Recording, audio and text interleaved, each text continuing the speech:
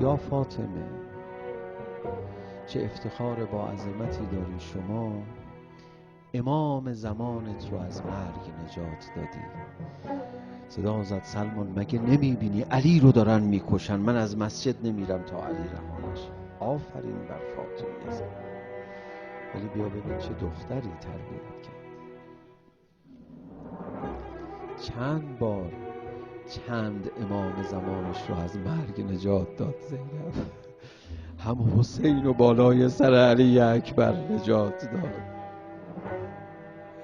معلوم نبود زینب نمیرسید حسین چه میشد وقتی صورت رو صورت علی اکبر گذاشت که دیگه بر نداشت. داد بزنید اینو بهتون میگم، این اولین بار بود زینب میومد بین نامحرما. اونجا اولین بار نوشته میگفتن این خانوم کیه، به هم میگفتن دختر علیه.